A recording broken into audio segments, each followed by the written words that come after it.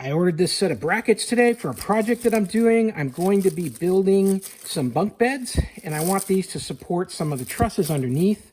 So I ordered this lot of 20 of these 2" by 2" angle brackets. So you got 2 inches here by 2 inches here, and then they're beveled here. So as I put my bolt down in there, it's going to sit flush with the metal, which is nice. So it's got a nice beveled touch there, so you can grab a hold and then sink the screw down a little bit. They've got a powder coated finish. It's black with a black powder coat. Really feels nice.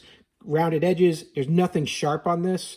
So if you got kids that are going to be reaching up and touching it, then it's not going to be a problem. So it's really well made. These are well done for what they are. They're strong, they're sturdy, and they're going to be great for my project. So I would highly recommend. Pretty cost effective versus what I was seeing for some other deck and outdoor structure components. They really wanted a lot of money for these simple angle brackets, and I thought this was a great value. So, hey, I hope this video was helpful. Hope this information was useful to you, and as always, I hope you have a great day.